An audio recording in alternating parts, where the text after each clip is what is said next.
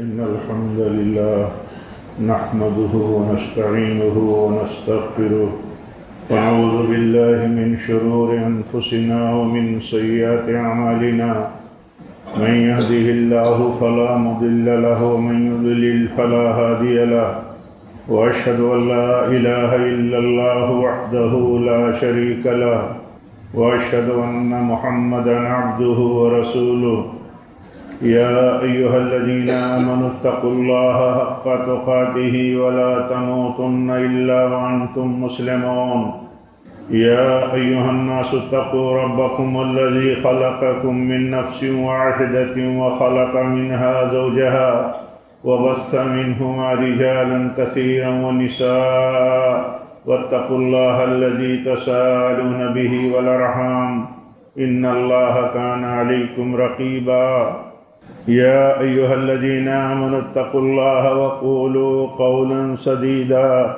يصلح لكم أعمالكم ويغفر لكم ذنوبكم ومن يطع الله ورسوله فقد فاز فوزا عظيما أما بعد فإن خير الحديث كتاب الله وخير الهدي هدي محمد صلى الله عليه وسلم وشر الأمور محدثاتها وكل محدثة بدعة وكل بدعة ضلالة وكل ضلالة في النار. أعوذ بالله من الشيطان الرجيم. بسم الله الرحمن الرحيم. يا أيها الذين آمنوا لا تتخذوا اليهود والنصارى أولياء بعضهم أولياء بعض ومن يتولهم منكم فإنه منهم. دینی بھائیوں، بزرگوں، عزیز نوجوانوں، اسلامی ماں اور بہنوں، اللہ تعالیٰ نے ہمارے ساتھ سب سے بڑا فضل فرمایا ہے. وہ فضل ہے اسلام کا، وہ فضل ہے اللہ کے آسمانی دین کی صورت میں بخشی ہوئی نعمت کا. یہ سب سے بڑی نعمت ہے اور یہ سب سے بڑا فضل ہے جو اللہ تعالیٰ نے ہمیں دیا ہے. اگر ہم اس فضل اور نعمت کی قدر نہیں کریں گے، اس کی حفاظت نہیں کریں گے تو اللہ تعالیٰ یہ نعمت چھین لے گا ہم سے. اور جس سے اللہ تعالیٰ اپنی نعمت اسلام اور نعمت توحید چھین لے، گویا کہ وہ سب سے بڑا محروم اور سب سے بڑے گھاٹے کا انسان ہے. دنیا میں ہمیں بہت سارے نفع نقصان معلوم ہیں، ان کا چھوٹا بڑا فائدہ معلوم ہے دنیا میں بہت ساری چیزوں کا، لیکن یہ سچائی اور اس کا ایمان بہت گہرا رہنا چاہیے کہ اللہ تعالیٰ نے جو نعمت ہمیں دی ہے وہ سب سے بڑی نعمت اسلام ہے. اس نعمت کو اور اس اللہ تعالیٰ کے فضل کو دل کی گہرائی سے ماننا، اس پر رضامندی کا اظہار کرنا، اس سے خوش رہنا، اس پر اللہ تعالیٰ کا شکر گزار بنے رہنا، شکریہ ادا کرتے رہنا، یہ اس نعمت کی حفاظت کا ذریعہ ہے. کوئی بھی نعمت اللہ تعالیٰ کی اس کے شکر کے بغیر باقی نہیں رہتی. ایسے ہی نعمت اسلام اگر ہم اس پر شکر گزار نہیں رہیں گے تو یہ نعمت بھی ہمارے پاس باقی نہیں رہ جائے گی. اپنی ہی کمیونٹی میں دیکھیے، اپنے ہی گھر میں، اپنے ہی آس پاس پڑوس میں، اپنے ہی دوست و احباب میں دیکھیے کہ جو لوگ اس نعمت کی قدر نہیں کرتے، اللہ تعالیٰ ان سے یہ نعمت چھین لیتا ہے. جن سے یہ نعمت چھین لیتا ہے وہ کہاں چلے جاتے ہیں؟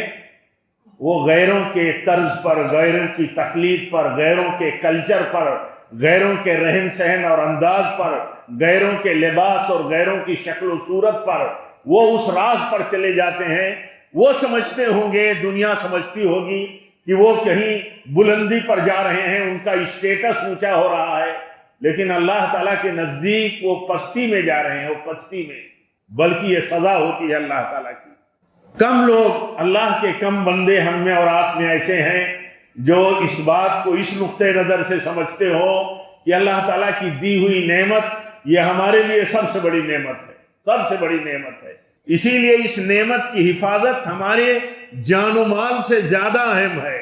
ہم اس نعمت کی حفاظت جان دے کر کے بھی کرتے ہیں. اس نعمت کی حفاظت کے لیے ہمارے لیے کیا کہا گیا؟ کہا تمہاری بوٹی بوٹی اگر مار دی جائے تو بھی تم اس نعمت کو مت چھوڑنا۔ جن لوگوں کے دل میں اس نعمت کی قدر تھی انہوں نے کبھی اس نعمت سے اپنے آپ کو محروم نہیں کیا، ہر طرح کی قربانی دے دی۔ مکہ میں اللہ کے نبی کے پاس کچھ لوگ آئے تو اپنے حالات کا ذکر کیا، مشکلات کا ذکر کیا، مصیبتوں کا ذکر کیا، مکہ کے ظالم کافروں کی ظلم اور درندگی کا ذکر کیا۔ کہا کب جہاد فرض ہوگا، کب ہمارے لیے اللہ کی مدد آئے گی، کب آئے گی مدد ہمارے لیے؟ تو اللہ کے نبی نے فرمایا، کہا کہ جلد بازی مت کرو، جلد بازی مت کرو، اللہ کی مدد آئے گی۔ تم نے دیکھا نہیں پہلے لوگوں میں ایمان لے آتے تھے تو ان میں ایسا بھی ہوتا تھا کہ ظالم لوگ ان کے لیے گڈھا کھودتے تھے، اس گڈھے میں کھڑا کرتے تھے، لوہے کی آری لائی جاتی تھی، ان کو چیر دیا جاتا تھا بیچوں بیچ سے، اور ان کے جسم کے گوشت کو لوہے کی کنگھیوں سے ہڈیاں تک دھسا کر کے نوچا جاتا تھا۔ اللہ کے نبی صلی اللہ علیہ وسلم فرماتے ہیں اس کے باوجود وہ انہیں ایمان سے ہلا نہیں پاتے تھے۔ کیوں یہ بات کہتے تھے، کیوں یہ بات کرتے تھے وہ؟ یا اللہ کے نبی نے کیوں یہ بات کہی؟ اللہ کے نبی نے ظلم کے حالات میں، مشکل ترین حالات میں اپنے صحابہ سے یہ بات کہی کہ ایمان اور دین کی حفاظت کے لیے جان دے دینا یہ سستا سودا ہے، سستا سودا ہے۔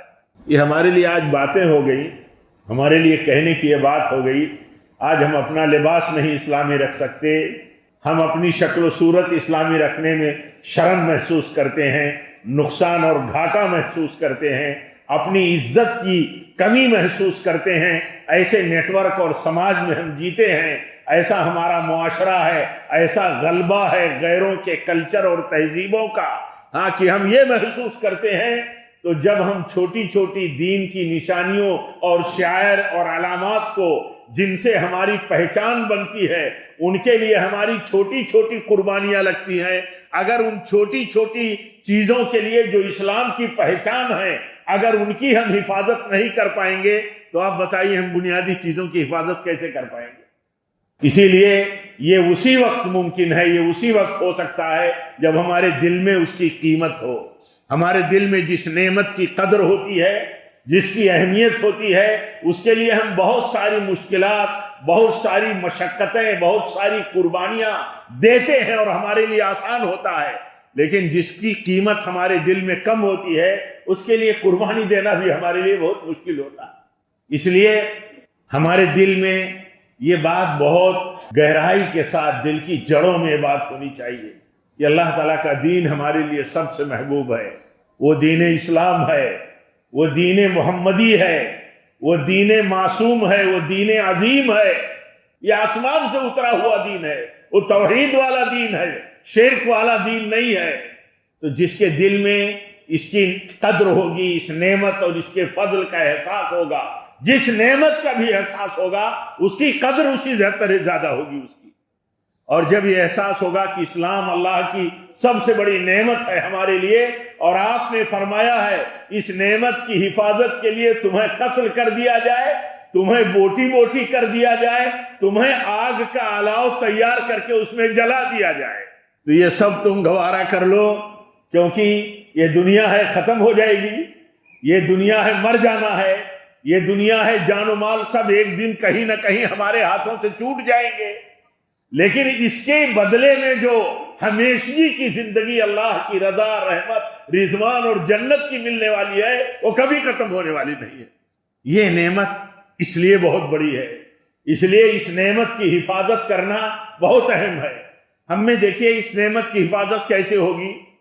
اس نعمت کی حفاظت ہوگی اس کی قدر سے، اس نعمت کی حفاظت ہوگی اس کے شعار کی حفاظت سے۔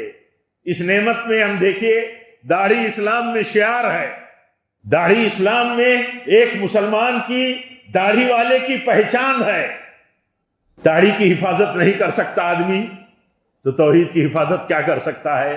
شرک کے نیٹ ورک میں، شرک کے سماج میں، شرک کے غلبے کے ماحول میں، شرک کا شکنجہ جہاں اتنا سختی کے ساتھ کسا ہوا ہے، آپ بتائیے وہاں ایک آدمی اگر دین کے ان مسائل کو جن سے پہچان اس کی قائم ہوتی ہے اگر ان کی حفاظت نہیں کر سکتا ہے تو کیسے کرے گا بنیادی چیزوں کی حفاظت، اساسیات کی حفاظت؟ اسی لیے کہا جاتا ہے کہ جو آدمی چھوٹی قربانی نہیں دے سکتا وہ بڑی قربانی کیا دے گا؟ جو آدمی چھوٹی قربانی نہیں دے سکتا وہ بڑی قربانی کیا دے سکتا ہے؟ تو میں یہ بات اس لیے کہہ رہا ہوں میرے بھائیوں کہ ہم سب کے لیے ایسے حالات میں، جن حالات میں اتنے سارے فتنے ہوں، اتنے ساری مشکلات ہوں، اتنی ساری لہریں ہوں اسلام اور شاعر اسلام کے خلاف، اس میں ایک مسلمان مرد کی، جوان کی، مرد کی، عورت کی یہ بنیادی ذمہ داری بنتی ہے کہ وہ اپنے دین کے ساتھ جڑے، پہچان اپنے دین کے ساتھ بنائے رکھے اور اپنی استطاعت اور طاقت بھر لگا رہے اور اللہ پر، اپنے رب پر بھروسہ رکھے کہ وہ ہر چیز پر قادر ہے، ہر چیز پر وہ قادر ہے۔ اللہ کی قدرت اور اللہ کی پکڑ سے، اس کے احاطے سے باہر کوئی چیز نہیں، کوئی چیز اللہ کی پہنچ، اللہ کے علم اور اللہ کے احاطے سے باہر نہیں ہے۔ ہمارا کام اپنا ہے، اور اگر ہم اللہ تعالیٰ کے دین اور اس کی پہچان سے اپنا رشتہ کمزور کر دیں گے، دوری بنا لیں گے، تو اللہ تعالیٰ کا فرمان ہے وَمَن يَعْشُ عَن ذِكْرِ الرَّحْمَنِ، جو آدمی اللہ تعالیٰ کے دین سے، اس کے ذکر سے کنارہ کشی کرے گا تو اللہ تعالیٰ فرماتا ہے اس پر ہم شیطان مسلط کر دیں گے، شیطان اس کا ساتھی ہو جائے گا۔ جو لوگ اللہ کے دین سے دور ہیں، ہمارے بھائی ہیں، ہمارے چھوٹے بڑے ہیں، لیکن ہم دیکھیں ان کو کہ اللہ کے دین سے دور ہونے کی بنیاد پر دیکھیں کہ کس طرح شیطان ان کا قرین بن گیا، اور ایک ایک مسئلے سے دین کے جب وہ دور ہونے لگے تو ان کو دور لے جا کر کے کہاں لے جا کر کے پہنچا دیا۔ اب انہیں اسلام کے شعار کی کوئی پہچان نہیں، اب انہیں اسلام کی پہچان جس سے قائم ہوتی اس کی کوئی قیمت نہیں۔ اسی لیے اللہ تعالیٰ نے وصول دیا ہے ہمارے لیے۔ وصول کیا دیا ہے؟ ہم کسی بھی سماج میں رہتے ہیں، کبھی ہم ایسے سماج میں ہو سکتے ہیں جس میں اسلام غالب ہو، اسلامی تہذیب غالب ہو، مسلمان اپنے مطلب میجارٹی میں ہو، پاور میں ہو۔ ایسا ہوتا ہے، ایسے بہت سارے علاقے ہیں۔ کہیں ایسا بھی ہوتا ہے کہ جہاں مسلمان کمزور ہوں، تعداد میں تھوڑے ہوں، اپنی پوزیشن میں ان کی کافی مطلب ویکنیس ہو، تو ایسے حالات میں بھی ہمارے لیے کیا طریقہ؟ ہمارے لیے یہی طریقہ ہے کہ ہم اللہ کی توحید اور دین کے ساتھ اپنے آپ کو جوڑے رکھیں۔ آپ دیکھیے سورۃ الکافرون، دیکھیے مکہ میں کیا حالات تھے، مکہ میں کیا حالات تھے۔ ابھی ذکر آیا آپ کے سامنے کہ اللہ کے نبی اپنے صحابہ سے فرماتے تھے کہ اللہ کی مدد آئے گی، آئے گی اللہ کی مدد، لیکن جلدی مت کرو، اللہ اپنی حکمت کے مطابق مدد بھیجتا ہے، اپنے فیصلے کے حساب سے اللہ تعالیٰ کا عمل ہوتا ہے، اور وہ بہتر سمجھتا ہے، اس کا فیصلہ سب سے بہتر ہے۔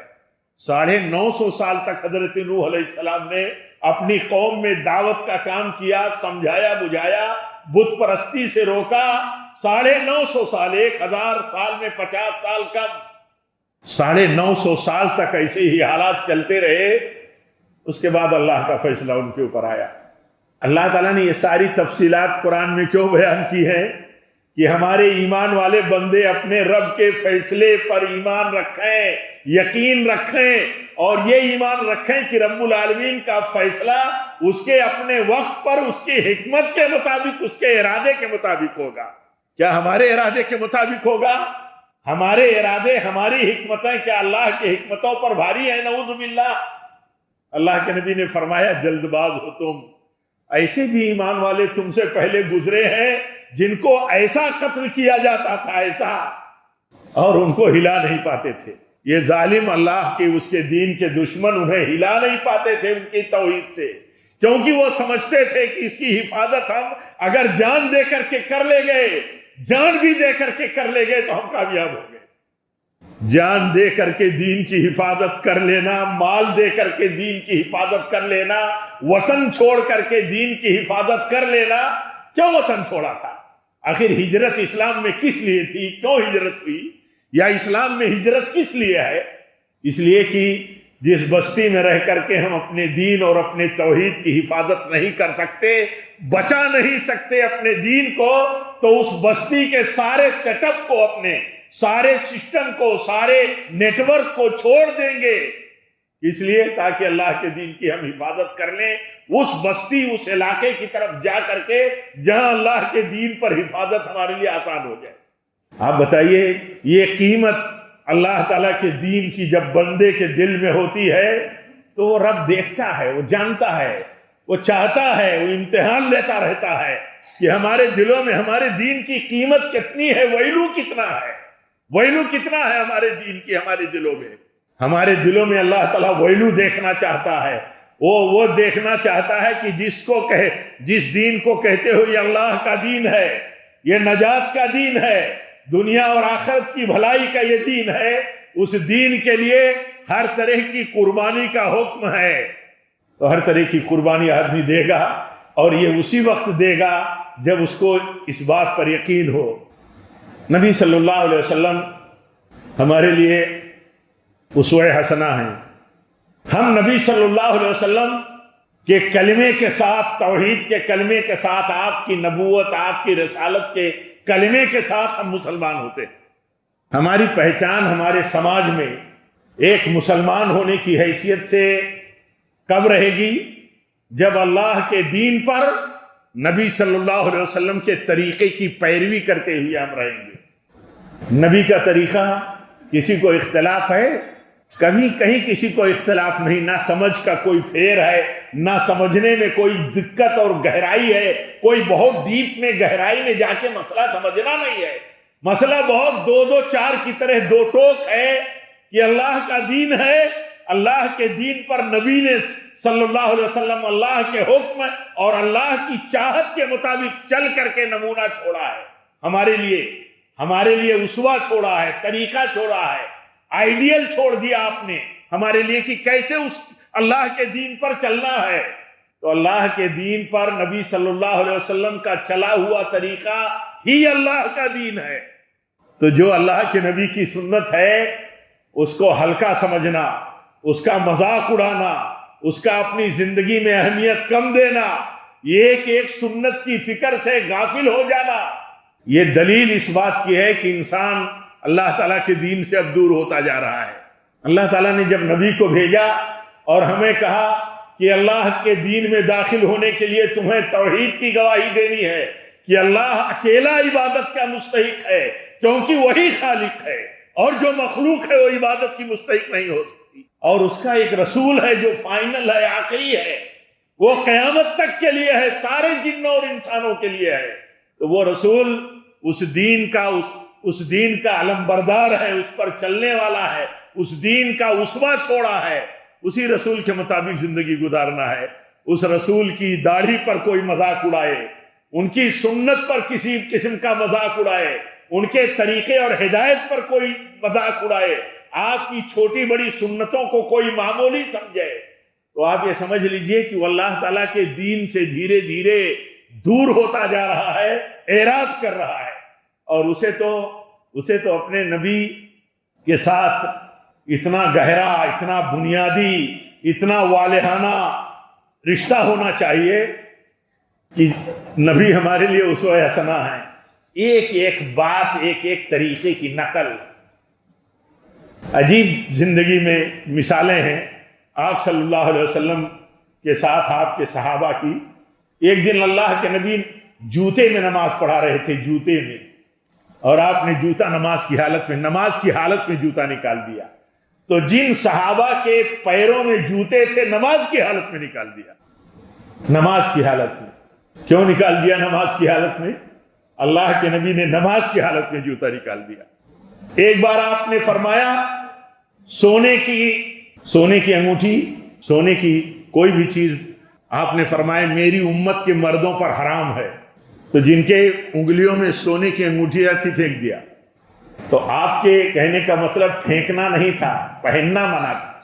پہننا منع ہے، سونا رکھنا، عورتوں کو سونا پہننا یہ تو جائز ہے، درست ہے شریعت میں، اور اس کی بے شمار مثالیں ہیں، لیکن مردوں کے لیے جب منع کیا تو پہنے ہوئے حالت میں نکال دیا۔ آپ بتائیے کتنے ہم میں لوگ ہیں سنتوں کو جانتے ہیں، یہ ہمارے نبی کی سنت ہے، اس کی قدر نہیں ہے، اور جب اللہ تعالیٰ کے دین کی قدر بندہ اپنے دل سے نکال دیتا ہے، اپنے عمل سے باہر کر دیتا ہے، تو اللہ تعالیٰ اس کو دوسری قوموں اور دوسرے کے طریقوں کا اللہ اسے غلام بناتا ہے۔ کیوں چھوڑتا ہے؟ غیروں کا طریقہ اسے پسند آتا ہے تب چھوڑتا ہے، یا کمزور ہے؟ اگر غیروں کا طریقہ اسے زیادہ اچھا لگتا ہے اپنے دین اپنے نبی کے طریقے سے، تب تو اس کے ایمان کا خطرہ ہے۔ اور اگر وہ کمزور ہے، لالچ میں کہیں پڑا ہے، تو کیا وہ اپنے ایمان میں کمزور ہے کہ نہیں؟ کس ناطے وہ کمزور ہے؟ کیا اس کی تجارت کم ہو جائے گی؟ کیا اس کی صحبتیں جو غیروں کے ساتھ ہیں، بڑے بڑے لوگوں کے، وہ صحبتیں یا مجلسیں اب مینٹین نہیں کر پائے گا؟ تو اللہ تعالیٰ ایمان والوں کو اس دنیا میں بھی جب عزت بخشتا ہے تو جھکا دیتا ہے، دنیا کو جھکا دیتا ہے۔ اس کی سنت ہے کہ جب اس کے لیے لوگ جھکتے ہیں تو دنیا اس کے ان لوگوں کے سامنے جھکتی ہے، کیونکہ سب اللہ کے غلام ہیں، سب اللہ کے غلام ہیں۔ اور جب بندہ اللہ کی غلامی کو چھوڑتا ہے تو دنیا کی غلامی میں اللہ انہیں لگا دیتا ہے۔ اسی لیے فرمایا، کہا ایمان والو تم غیروں کو دوست مت بنانا، وہ یہود ہوں، نصارہ ہوں، مشرکین ہوں، مجوس ہو، جو بھی اسلام کے خلاف الگ الگ مذہب اور طریقے کے چلنے والے ہیں، ان کے طریقوں کو تم پسند مت کرنا، ان کا طریقہ ان کے لیے ہے۔ یہ عجیب بات ہے کہ جس سماج میں ہم جیتے ہیں اس سماج میں بہت سارے مذاہب ہیں، بہت سارے دھرم ہیں، بہت سارے سیکٹ ہیں، بہت سارے طریقے ہیں، سب کے اپنے اپنے طریقے ہیں، سب کا اپنا اپنا انداز ہے، کلچر ہے، سب کے اپنے اپنے دھرم ہیں، ریت رواج ہیں، تو وہ اپنے ریت رواج پر چلتے ہیں، اس پر فخر کرتے ہیں۔ اللہ تعالیٰ نے جو دین ہمیں دیا وہ سچا دین ہے، ہمارے دل میں کیسے کمزوری پیدا ہو جائے؟ ہم اس رب العالمین کے غلام ہیں جس کی غلام ساری کائنات ہے، وہ معبود بھی ہیں جن کی دنیا عبادتیں کرتی ہیں، اور ہم اس کے مسئلے میں کمزور ہو جائیں۔ ہمارے رسول صلی اللہ علیہ وسلم سارے جہانوں کے لیے، قیامت تک کے لیے امام ہیں۔ ایک بہت بڑے امام کہتے ہیں اہل الحدیث کے لیے، اہل حدیثوں کے لیے شرف کی بات ہے کہ ان کے امام محمد الرسول اللہ صلی اللہ علیہ وسلم۔ تو ہماری پہچان توحید میں، اور ایسے ہی ہماری پہچان نبی صلی اللہ علیہ وسلم کی نسبت اور سنت کے تئیں، آپ کی اصل امامت میں یہ اتنی بڑی ہونی چاہیے کہ ہمیں اپنے سماج میں یہ کہتے ہوئے باک نہیں، تردد نہیں، کم ہونے کا، کمزور ہونے کا احساس نہیں۔ اگر یہی احساس پیدا ہو گیا تو ہر جگہ پیدا ہو جائے گا۔ ہم ایک ایک مسئلے میں نبی کے طریقے کے پیروکار ہیں، نبی کے سنت کے پیروکار ہیں۔ ہمارا مسلک اور طریقہ نبی کا مسلک اور نبی کا طریقہ ہے۔ یہ ہماری پہچان رہنی چاہیے۔ ہم اپنے ناموں سے پہچانے جائیں۔ آپ بتائیے، ہم توحید والے، یہ جتنے مشرکین ہیں، ایک نہیں سینکڑوں کروڑوں کے پوجا کرنے والے، یہ بھی کہیں نہ کہیں کہتے ہیں کہ اصل تو اوپر والا ہی ہے، اور جب وہی اصل ہے اور ہم اسی کو اصل مانتے ہیں، ہم اس کے ساتھ اب کسی ساجھیداری کو قبول نہیں کر سکتے جب ایمان لے آئے۔ تو ایسے ہی اللہ کے نبی صلی اللہ علیہ وسلم کی طرف نسبت ہماری، آپ کی سنت کی طرف نسبت کی ہم اہل سنت ہیں۔ آپ کی سنت اور حدیث ایک ہی ہے، حدیث اور سنت دونوں ایک ہی ہیں۔ سنت بولیے، حدیث بولیے، تو جیسے کہا جاتا ہے اہل سنت ایسے اہل حدیث، تو جب ہم کہتے ہیں ہم اہل حدیث ہیں تو یہ ہماری پہچان ہے۔ آپ سوچئے، وہ لوگ اپنے سماج میں جن کی نسبتیں سنت اور حدیث اور نبی کے سوا کسی امام، کسی مکتبے فکر، کسی فقہ، کسی الگ سیکٹ کی طرف ہیں، آپ بتائیے عزت اور شرف کن کے لیے ہے؟ عزت اور شرف انہی کے لیے ہے جن کی نسبت توحید کے ساتھ، اللہ کے ساتھ ہے، اور جن کی نسبت اللہ کے دین پر چلنے کے لیے نبی صلی اللہ علیہ وسلم کے ساتھ ہے۔ اس میں اگر آدمی اپنی پہچان چھپانے میں لگ جائے تو آپ یہ سمجھیے کہ وہ کمزور ہے، اور اسے یہ سمجھنا چاہیے کہ لوگ اپنی نسبت کسی امتی کی طرف کرتے ہیں، مان لیجئے امام ابو حنیفہ رحمۃ اللہ علیہ کی طرف کرتے ہیں تو حنفی کہتے ہیں اپنے آپ کو، امام شافعی محمد ابن ادریس امام شافعی کا نام تھا، ان کی طرف کرتے ہیں تو وہ شافعی کہلاتے ہیں، امام مالک امام احمد بن حنبل کی طرف کرتے ہیں تو مالکی اور حنبلی کہلاتے ہیں۔ ہماری نسبت نبی صلی اللہ علیہ وسلم کی سنت اور آپ کے طریقے پر ہے تو ہم اہل السنت اور اہل الحدیث کہلاتے ہیں۔ آپ بتائیے اس پہچان میں جو قوت ہے، شرف ہے، جو عزت اور مقام ہے، ویلو ہے، آپ بتائیے کسی اور کو حاصل نہیں ہے۔ اللہ کے فضل سے میں کسی اور موضوع پر بات نہیں کرتا اس سے ہٹ کر کے کہ اور مجھے کچھ بات کرنی ہو، لیکن آپ بتائیے کتنے شرف کی بات ہے، بہت بڑے شرف کی بات ہے۔ اسی لیے حافظ ابن کثیر رحمۃ اللہ علیہ کہتے ہیں یہ شرف ہے اہل الحدیثوں کے لیے کہ ان کے امام محمد الرسول اللہ صلی اللہ علیہ وسلم۔ بات برسبیل تذکرہ آ گئی کہ ہم اپنی پہچان کے ساتھ جیے، اللہ تعالیٰ کی دی ہوئی نعمتوں کی قدردانی کرتے ہوئے جیے۔ اللہ ہمارا رب ہے، ہم دل کی گہرائی سے راضی رہے، اس پر زبان سے عمل سے ثابت کریں، شکر گزار رہیں۔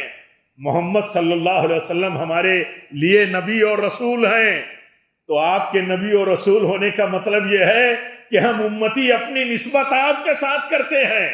آپ کے ساتھ کوئی نسبت ہماری کسی عقیدہ و عمل میں اگر اصل میں آپ کے ساتھ نہیں ہے، دوسرے کے ساتھ جڑ گئی آپ کے عقیدے اور سنت کے خلاف، تو ہماری پہچان دوسری بننے لگی، اور جب ہم دوسری پہچان بنانے لگتے ہیں تو ہمارے بیچ میں دوسرا گروپ ایک نئے پہچان کے ساتھ ابھر جاتا ہے۔ یہ سزا ہے اللہ کی طرف سے، میں کہتا ہوں یہ سزا ہے اللہ کی طرف سے کہ امت محمدیہ کے لوگ الگ الگ نسبتوں پر اپنے جتھے اپنے فرقے بنا لیں۔ یہ اس نعمت کی قدر میں کمی کا انجام ہے۔ وہ نعمت یہ کہ ہم دل کی جڑوں میں جو سچائی ہماری ہونی چاہیے، جس کی بنیاد پر ہم یہ کہیں کہ نبی صلی اللہ علیہ وسلم ہمارے لیے نبی اور رسول ہیں، تو نبی اور رسول ہونے کا معنی کیا ہے؟ وہ صحابہ کی زندگیوں اور ان کے واقعات سے سیکھیے۔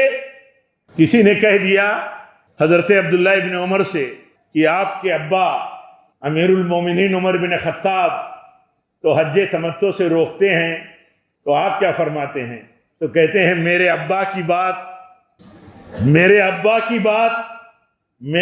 کے حکم کی پیروی کی جائے گی اس مسئلے میں جس مسئلے میں نبی صلی اللہ علیہ وسلم کا حکم کوئی اور ہے، الگ ہے، یا نبی کے حکم کی پیروی کی جائے گی۔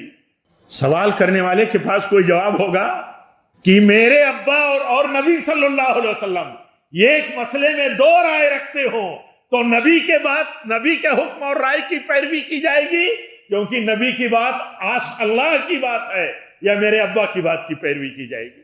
تو پہچان ایسے ہی قائم رہتی ہے۔ جب آدمی دھیرے دھیرے اپنی پہچان چھوڑنے لگتا ہے، کھونے لگتا ہے، تو اللہ کا قانون چلتا ہے۔ وہ اللہ کا قانون کیا ہے؟ اللہ کا قانون یہ ہے کہ جب دین اور سنت اور اسلام کے مسلمات کو آدمی چھوڑ دیتا ہے، جان کر کے چھوڑتا ہے، سمجھ کر کے چھوڑتا ہے، اس کو کمتر سمجھتا ہے، اس کا ویلو کم دیتا ہے، دنیا میں چلنے والے الگ الگ تہذیب اور طریقے اور الگ الگ انداز کو زیادہ پسند کرتا ہے، اس کو چیزیں بھاتی ہیں، تو اللہ تعالیٰ کو فرماتا ہے کہ میں ان کو انہی کے پیچھے ڈال دیتا ہوں، یعنی غیروں کے طریقے کے۔ اور غیروں کا طریقہ چاہے وہ ماں باپ ہی ہوں، بھائی خاندان کے لوگ ہوں، اگر وہ ایمان پر کفر کو ترجیح دیتے ہیں تو اللہ تعالیٰ فرماتا ہے کہ ان سے دوری بناؤ، چاہے وہ تمہارے باپ ہو، اگر کفر ان کو محبوب ہے۔ یہ کوئی یہود و نصارہ یا مشرکین کے ساتھ کوئی دشمنانہ مسئلہ نہیں ہے، ایک موقف ہے اسلام کا۔ موقف یہ ہے کہ اسلام قبول کرنے کے بعد تمہارا غیر اسلامی طریقہ تمہاری نظر میں کبھی محبوب نہیں ہونا چاہیے۔ اللہ تعالیٰ سے دعا کرتے ہیں کہ اللہ تعالیٰ ہم سب کو دین سے محبت کرنے کی توفیق عطا فرمائے۔ رب العالمین اسلام کو اس زندگی میں، اس دنیا میں اپنے لیے سب سے بڑی نعمت سمجھنے کی توفیق، رب العالمین اس کی قدردانی کی توفیق دے، اس کی حفاظت کے لیے اللہ تعالی ہم سب کو ہر طرح کی صحیح سمجھ اور ہر طرح کی قربانی دینے کی اللہ تعالی توفیق دے۔ اللہ تعالی ہم سب کو توفیق دے کہ ہم نبی کی سنتوں پر کاربند رہیں، نبی کے طریقے پر کاربند رہیں، نبی کے مسلک پر کاربند رہیں۔ یہی مسلک نبی کا مسلک حق ہے، آسمانی ہے، مدلل ہے، اور کسی مسلک کی کوئی دلیل نہیں ہے۔ یہ کوئی رد نہیں، یہ سمجھنا ضروری ہے کہ کسی مسلک کے لیے کوئی دلیل اللہ نے نہیں اتاری۔ جو مسلک ہمارے بیچ میں چلتے ہیں، نبی کے طریقے کو دلیل بنا کر کے اتارا، کہا نبی کا کلمہ تمہیں پڑھنا ہے، اور لقد کان لکم فی رسول اللہ اسوۃ حسنہ۔ اللہ تعالی ہم سب کو صحیح سمجھ عطا فرمائے۔ رب العالمین ہر طرح کے حالات اور فتنوں میں ہمیں اپنے دین و ایمان کی حفاظت کی توفیق دے، اور اے اللہ تو ہمارا والی ہو، تو ہمارا ناصر و مددگار ہو۔ وآخر دعوانا الحمدللہ رب العالمین۔